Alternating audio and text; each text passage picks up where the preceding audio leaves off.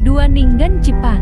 Di lautan es Antartika, para pelaut Jepang mengaku melihat sesuatu yang aneh. Makhluk raksasa berwarna putih, menyerupai manusia, disebut Ningen. Tubuhnya besar, tanpa wajah yang jelas, dan kadang terlihat punya tangan dan kaki seperti manusia. Beberapa foto kabur pernah muncul, tapi sampai sekarang, belum ada yang bisa membuktikan kebenarannya.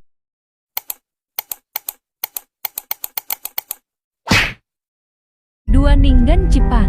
Di lautan es Antartika, para pelaut Jepang mengaku melihat sesuatu yang aneh. Makhluk raksasa berwarna putih, menyerupai manusia, disebut Ningen. Tubuhnya besar, tanpa wajah yang jelas, dan kadang terlihat punya tangan dan kaki seperti manusia. Beberapa foto kabur pernah muncul, tapi sampai sekarang, belum ada yang bisa membuktikan kebenarannya.